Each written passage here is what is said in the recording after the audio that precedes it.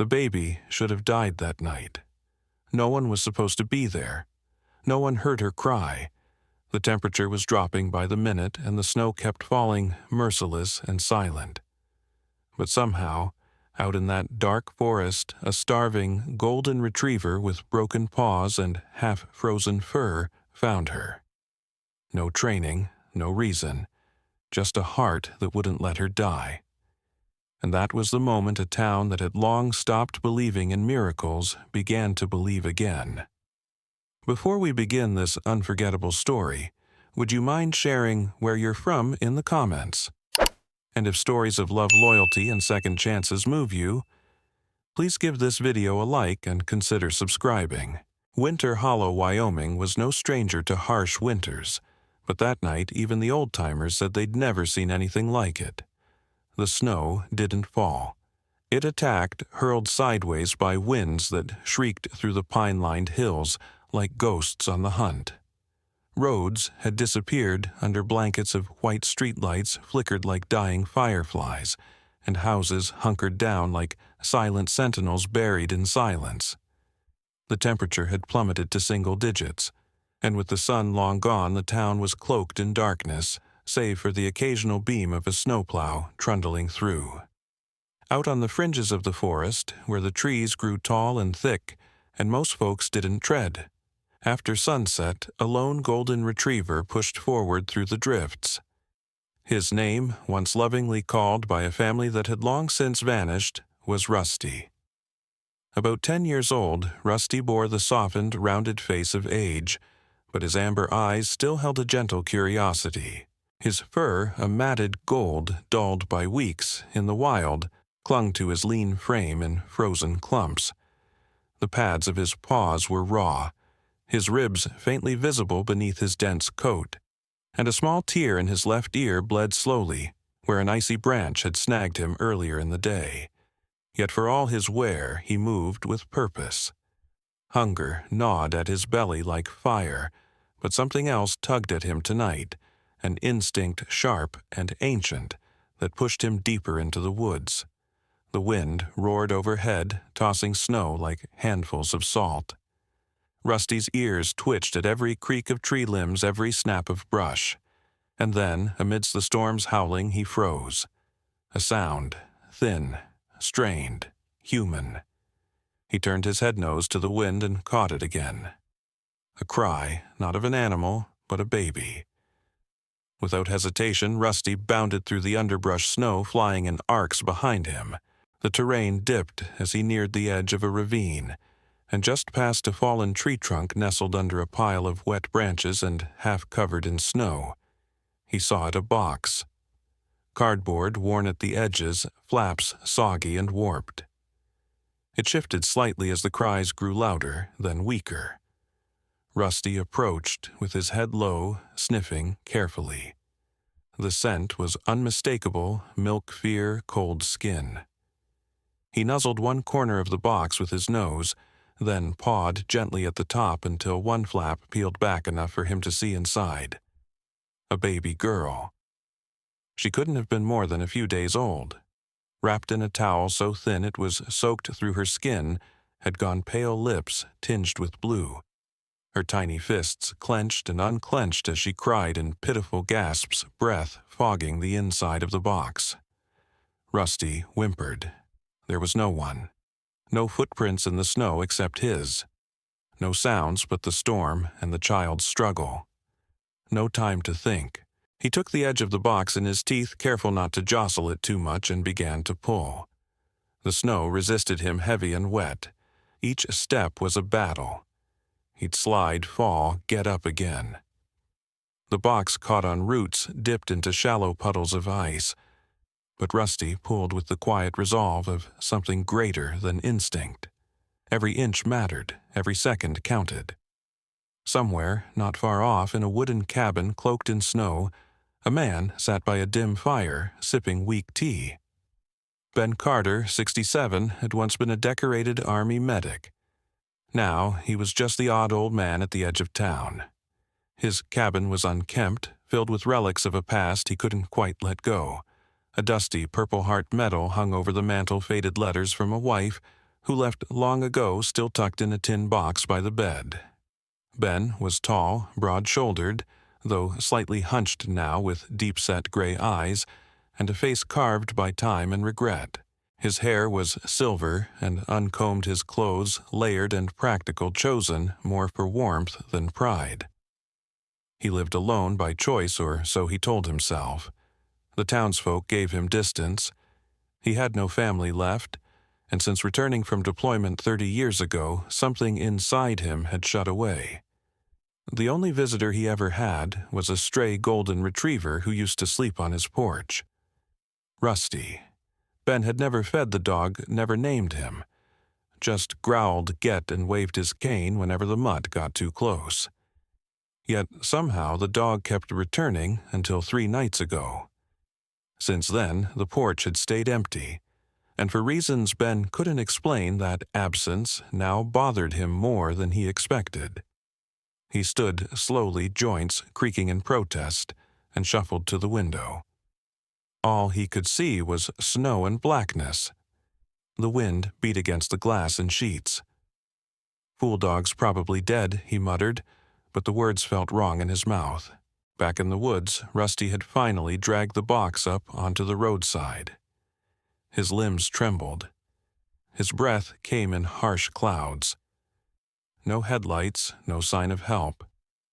Just snow trees and silence. He curled himself tightly around the box, pressing his body against the child, letting his warmth bleed into the frozen towel. The baby whimpered once, then fell silent. Rusty's ears flicked. He stayed awake, guarding, waiting, praying to nothing but the storm. And the storm answered only with wind. The snow had stopped by dawn, but Winter Hollow remained cloaked in a kind of reverent silence, an eerie hush broken only by the occasional gust of wind dislodging snow from tree branches. Along the shoulder of County Road 17, frost clung to frozen reeds, and tire tracks barely made a mark. The morning was still wrapped in fog, like breath held too long. Anna Mitchell gripped the steering wheel of her aging Subaru as it crunched over a hard snowbank. She was 35, slender but strong, with short auburn hair tucked behind her ears, and eyes the color of stormy water, restless, always scanning. Her uniform scrubs peeked out beneath a thick olive-green parka. She wasn't running late, but she drove like someone who didn't like wasting time. A nurse for over a decade, Anna had seen enough emergencies to always be braced for the next one. What people didn't always know was how much she carried home after each shift. Years ago, Anna had lost her younger sister Mia to a drunk driver, an accident Anna could never quite let go of. She had promised to watch her that day. A single missed call, a 20-minute delay. And after that, the way she cared for people shifted. She stopped believing in accidents. Everything was a responsibility, a weight she would carry herself, if it meant others didn't have to. As she rounded the last bend before the junction, something unusual caught her eye. At first, it looked like a snowdrift. Then a shape, a golden, crumpled figure stood out. Her foot hit the brake. The Subaru slid a little before stopping. She stepped out without even killing the engine boots, crunching on gravel-laced snow eyes narrowing as she approached. It was a dog. A golden retriever, its fur matted and streaked with ice, lying tightly curled around a battered cardboard box. Anna's breath caught. The dog didn't move at first, but as she knelt down, it raised its head, weakly, eyes glassy but alert. "Hey there," she murmured, reaching out slowly. Then she heard a sound, faint and thready. A cry. She froze, pulled back the soggy flaps of the box. A baby. A girl no more than a few days old, wrapped in a towel soaked through. Her skin was pale as wax, her lips bluish, tiny fists twitching as she whimpered. Anna's training kicked in. She dropped to her knees, hands trembling as she pulled out her phone and dialed 911. "This is Anna Mitchell. I'm a nurse. I found a baby, hypothermic, possibly hypoxic. She's breathing, but shallow. I need EMS here now. County Road 17, 2 miles from the east turnoff." She turned her gaze to the dog. "And I've got a dog here too. I think he kept her alive." The dispatcher's voice tried to confirm details, but Anna had already peeled off her coat and wrapped it around the baby, cradling her to her chest. The cold bit into her skin through her scrubs, but she didn't care. The baby was warming against her body now. The dog lay still, barely lifting its head again. "Stay with me, sweetheart," she whispered. Across town, the soft murmur of a radio drifted through Ben Carter's cabin. The fire had gone to embers, casting a dim glow on the wooden floor where his boots lay, tossed beside an empty mug. Ben, still in his thermals and thick socks, sat stiffly at the kitchen table, listening with more interest than he'd admit. Early reports confirmed that a newborn infant was discovered just outside the tree line off County Road 17 this morning. A passerby, local nurse Anna Mitchell, found the child being shielded from the snow by a stray dog. Authorities have confirmed both are being treated for exposure. Sheriff Martin states that the dog's actions likely saved the infant's life. Ben turned the volume up. His fingers tightened around the coffee mug. A stray dog. A golden retriever. Near the forest. His forest. He exhaled sharply and stood bones protesting. He stared out the window, but all he saw was white. A flicker of memory came Rusty always sleeping on the porch, watching the cabin like it was a post he refused to abandon. And Ben had never so much as given the dog a name. He grabbed his coat. At the emergency clinic near downtown Winter Hollow, chaos moved with purpose. EMTs rushed the baby into the pediatric wing while another team carefully lifted Rusty onto a gurney wrapped in thermal blankets. Anna, still numb, followed beside them until a nurse gently took the baby from her arms. The pediatric attending that morning, Dr. Elliot Harmon, was in his early 40s with graying hair at the temples and a calming presence honed by years of neonatal care. He greeted Anna with a nod, his voice even but urgent. "We've got her now." "You did good. We'll take it from here." "I want updates," Anna replied, voice cracking slightly. Her core temp was dangerously low. "And the dog, don't separate them." Dr. Harmon gave a reassuring nod. "We won't." Meanwhile, Rusty was being examined by a young vet technician named Rachel Connor. 29 petite, with chestnut curls and a face that always looked on the verge of a question, Rachel had only been with the clinic for a year. She had grown up on a farm and had a softness for old dogs, especially the ones no one wanted. Rusty let her examine him without resistance. She noted the frostbite beginning on his paws, the signs of past malnutrition, a low-grade fever. She gently ran her gloved hand along his spine and felt every rib. "You're a mess, old boy," she whispered, brushing snow from his muzzle. "But you're a hero." The local sheriff, Greg Holden, a broad-shouldered man in his 50s with a commanding presence, and snow still clinging to his boots, arrived at the hospital 30 minutes later. After speaking with Anna, he turned to his deputy. "Check every church, every shelter. Someone left that baby out there, and I want answers." Back in his cabin, Ben stood beside his truck for a long time before finally getting in. He didn't know why, exactly, only that he had to see for himself. Something about the story had pierced through a layer of solitude he'd carefully built for years. He didn't want to admit it, but maybe he needed to see that dog again. The pale morning light filtered through the high windows of the pediatric ward, casting long, sterile shadows across the polished floor.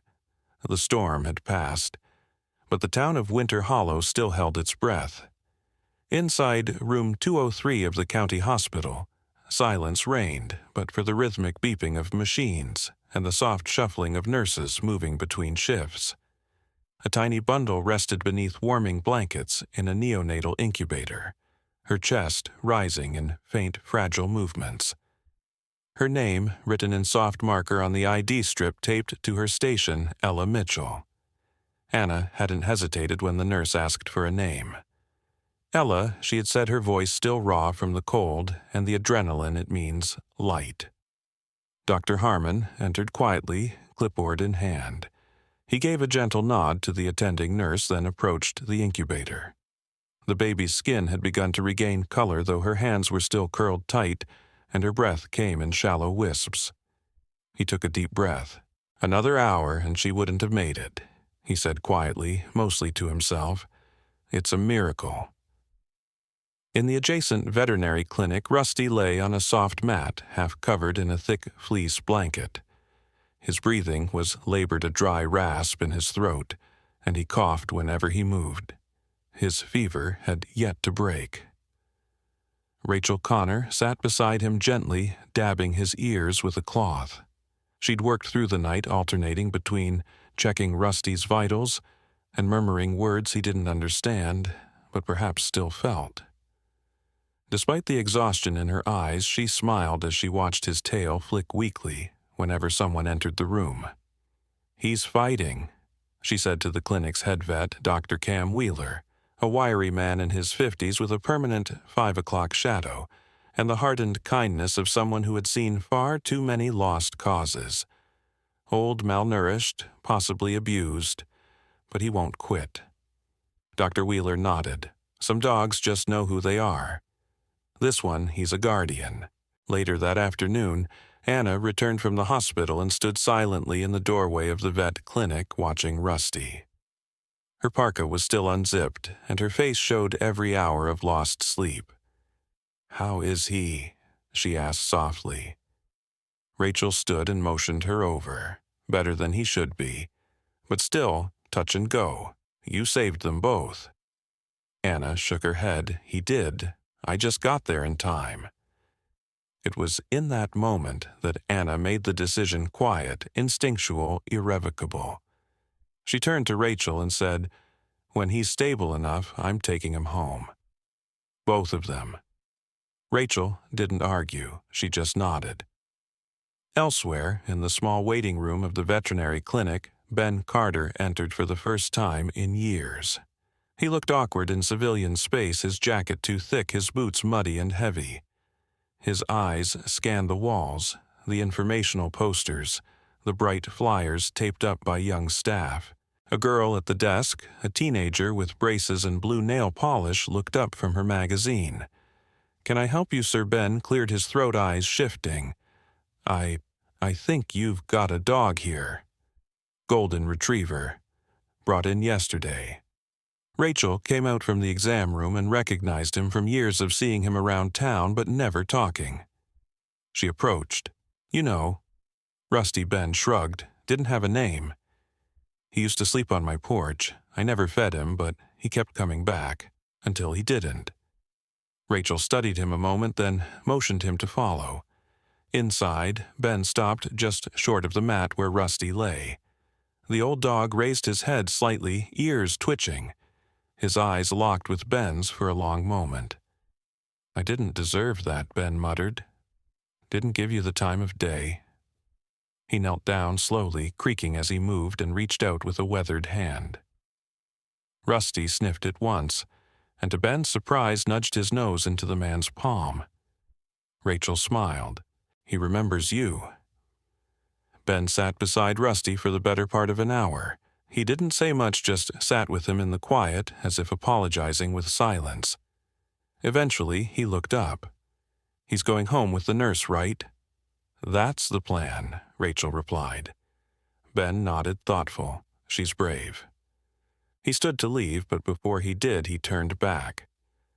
"If there's anything he needs, medicine, supplies, you call me. I'll cover it." That night, back at her apartment, Anna prepared the spare room. The nursery she had helped design years ago for her sister now stood bare, but clean. She placed a portable crib near the radiator and set up the donated baby monitor. In the corner of the room, a new dog bed awaited, fluffed and clean. The hospital had granted her temporary custodianship of Ella pending investigation and social services review. She didn't know what the future held, but she knew one thing: she wasn't letting either of them go. Ella was released first, still weak but stable. Rusty followed 2 days later, his breathing easier, his coat brushed and trimmed by a volunteer named Lisa, who had 3 golden retrievers of her own, and believed in dignity for all dogs, even strays. Lisa was round and warm with crow's feet that deepened when she smiled. "He's going to thrive," she said to Anna as she handed over the leash. "He just needs someone to believe in him." Anna opened her car door, tucked Ella into her seat, and then gently guided Rusty into the back. He didn't bark or whine, just lay down with a sigh as if he'd always belonged there. The snow lingered like memory in Winter Hollow, clinging to rooftops and lining the streets in quiet drifts. But within Anna Mitchell's small cedar-shingled home on the edge of town, warmth had begun to take root. The radiator clanked gently in the nursery as early morning light crept through the frosted window, casting long rays across the crib, and the old dog curled beneath it. Rusty stirred, shifting his head to rest beside one small, outstretched hand. Ella was sleeping, her breathing slow, and even her cheeks touched with the faintest hint of pink. She was stronger now, her skin no longer pale and paper-thin. Her fingers curled with life, her cries were louder, her gaze more focused each day, and Rusty never left her side. Every morning began the same.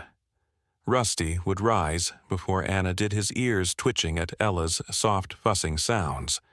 He'd nuzzle the crib's edge and emit a low, reassuring whine until the baby stilled again. Anna, now operating more on instinct than sleep, would appear moments later, in a robe and mismatched socks, hair in a knot, eyes soft with fatigue and awe. In her heart, something was changing. She didn't speak of it to anyone, but each time she held, Ella fed her, soothed her cries. A thought whispered louder and louder, "I can't let her go." She had signed the temporary custodianship with caution, telling herself it was just for now, just until the state figured out next steps.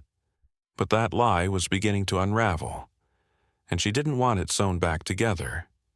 Outside, winter had begun to ease. The roads were clearer. The sun stayed a little longer each afternoon, and with the melting snow came unexpected company. Ben Carter started showing up.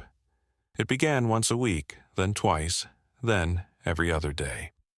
He never stayed long, and he never asked for much. He'd arrive with an old toolbox in one hand and a bag of dog treats in the other. He'd fix a creaky hinge shovel the walkway patch a drafty window. When Anna tried to offer coffee or payment, he'd grunt something about owing Rusty more than he could count and retreat to the task at hand. Ben was changing too. His hair was still wild, his boots still scuffed, but his shoulders had begun to relax, his voice less guarded. He had the weathered face of someone who had once known command and then chose solitude. Yet now, around Rusty and Ella, some of that soldier's steadiness returned, not in the form of orders, but in the quiet consistency of his presence. One evening, as the sun sank behind the ridgeline and the sky turned shades of ash and blue, Anna stepped onto her porch to find Ben on a ladder, fixing the sagging gutter. "You know," she said, crossing her arms, "most people call someone for that." Ben grunted, not looking down. "You did." She smiled. "You're not the worst neighbor I've had." That earned the faintest smirk. Inside, Rusty paced the living room, his gait still uneven but steadier by the day.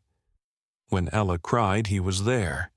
When she laughed a high, delightful squeal that she had only recently discovered, he would wag his tail and tilt his head, visibly puzzled and pleased. He had taken to sleeping beside her crib at night, a furry golden sentry, keeping silent watch.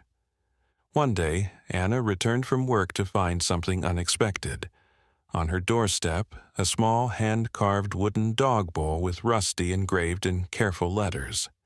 The wood was old, possibly oak, the letters uneven but lovingly done. She found Ben in the garage a few minutes later, sanding something at the workbench. "Did you make that?" she asked, holding up the bowl. He didn't look up. Seemed like he earned more than a plastic dish. That night, Rusty ate from the new bowl, and Anna stood in the hallway watching them both, man and dog, quiet and full of purpose in their shared redemption. Winter Hollow began to notice. At the local diner, old Mrs. Crawley, a retired schoolteacher with a sharp tongue and soft eyes, asked Anna outright one morning, "Is it true you've got Carter helping around your place now?" The recluse. Anna chuckled. "He's not so reclusive anymore." "Well," Mrs. Crawley huffed, stirring her coffee, "about time. That man's heart had dust on it for years." Meanwhile, Rusty had become something of a local mystery himself. Word spread about the dog who'd saved a baby in a storm. Children would wave when they saw him on walks. The grocery clerk, a lanky teenager named Jonah with an overbite and a fondness for animals, once gave Anna a bag of dog biscuits on the house with a wink. "For the hero," he said. On Sundays, Ben began taking Rusty to the park. At first, it was just to stretch his legs, but then he brought a tennis ball, then two. He never said it aloud, but the way he watched Rusty chase the ball, clumsy and eager, said everything. They were healing each other one toss at a time. And Ella was thriving. At her next checkup, Dr. Harmon smiled as he examined her, noting her steady growth, strong vitals, and alertness. "She's beating every odds chart," he told Anna. "I hope you're thinking long term." Anna's voice cracked. Every day, Winter Hollow was glowing again. A year had passed since the night of the storm, and in its place, spring's breath had warmed into summer, then softened into fall. Now the first snow of the new season fell, not with menace, but with celebration. On the town square, paper lanterns swayed from lamp posts wrapped in pine garlands. Booths lined the cobblestone path manned by familiar faces, selling hot cider homemade scarves and jars of preserves. The annual winter festival had arrived not just as a tradition, but this year as something sacred. Ella was nearly walking wobbly, but determined, her steps teetering with giggles and arms flailing like wings. She wore a tiny pink coat with a faux fur hood and mittens that never stayed on more than 5 minutes. Her eyes, round and bright, scanned the world with wonder. Rusty was by her side as always, his gait slow, but his tail held high. His fur had grown back rich and full, though silver now brushed around his muzzle. A custom-made vest wrapped around his chest, bright red with white embroidery, little guardian. Anna stood nearby, chatting with a neighbor while keeping a careful eye on Ella. Her hair had grown longer, pulled back in a loose braid, and her cheeks held color even in the cold. Her presence was different now, calmer, anchored. She carried no clipboard, no tension. Just a warm thermos in one hand, and a child she loved more than anything, only steps away. The crowd murmured as Mayor Janice Whitlow approached the small wooden stage in the center of the square. Janice was a no-nonsense woman in her late 50s, with a practical wool coat, short salt and pepper hair, and glasses that often slid down her nose. She had run Winter Hollow for over a decade, known for handling storms both literal and political with equal force. Today, however, her voice softened over the PA system as she stepped up. "Good afternoon, neighbors," she began, looking over the bundled crowd. "This year, as we celebrate the warmth and resilience of our town, we also honor a story that reminded us what courage looks like when it comes from the most unexpected places." The crowd parted slightly as Rusty led gently by. Anna made his way toward the stage. Ella toddled alongside, holding onto the leash with both hands, like a sacred ribbon. A wave of quiet swept over the gathering. Then came the applause. Mayor Whitlow bent down and clipped a small silver medal to Rusty's vest. To Rusty, she said, voice quivering just slightly, "Our town's little guardian. for saving a life, for teaching us that love doesn't ask questions first, it just acts. Ben Carter stood at the back of the crowd wearing a clean jacket and a borrowed scarf someone had handed him earlier. His hair was still untamed, his posture still military, but his eyes were full. When the mayor asked if someone would like to say a few words, Anna gave him the slightest nod. He walked slowly toward the stage. It wasn't his place, not really, but somehow it was. He stepped up beside Rusty, cleared his throat, and looked out at faces he'd avoided for most of his life. "I didn't plan on speaking," Ben said, voice rough. "But I figure I owe it to him, to all of them." He turned slightly toward Rusty, who looked up at him with ears raised, alert and trusting. "This dog showed up on my porch a few winters back," Ben said. "Didn't ask for anything, just sat there. I didn't feed him, didn't pet him.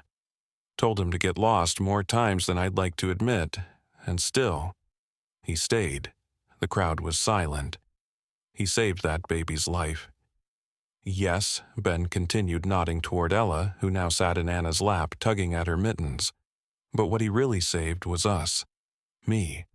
A nurse who had every reason to stop believing in family. A soldier who forgot how to show up. And a little girl who never should have survived." He paused, voice thick. "Rusty didn't just save one life. He saved all three of us."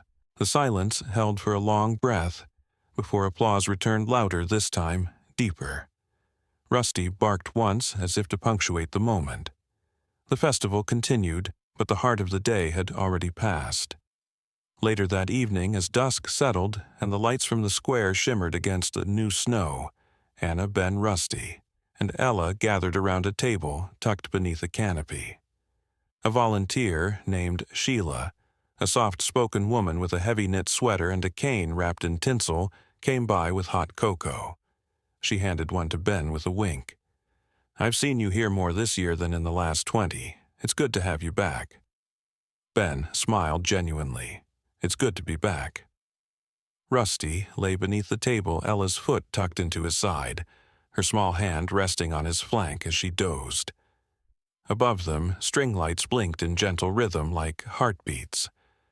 The world didn't feel broken anymore. Sometimes miracles don't come with lightning or trumpets. They come wrapped in fur with tired eyes and a heart that refuses to give up. Rusty wasn't trained. He wasn't perfect. But he showed us what real love looks like, sacrificial, silent, and steadfast. Maybe it was instinct. Maybe it was fate. But for those who believe, it was nothing short of a touch from God. In a world that often feels cold and hurried, it's easy to miss the quiet acts of grace unfolding around us. But as this story reminds us, even the smallest among us, whether a forgotten dog, a helpless baby, or a grieving soul, can be part of something divine. If this story touched your heart, take a moment to thank God for the Rusties in your life. Share this story with someone who needs hope. Leave a comment below with your thoughts. And if you believe in miracles and guardian angels in unexpected forms, type Amen in the comments to honor Rusty and every soul who keeps loving when no one's watching. Subscribe to our channel for more stories that remind us of the power of compassion and the unseen hands that guide us. May God bless you and everyone you love.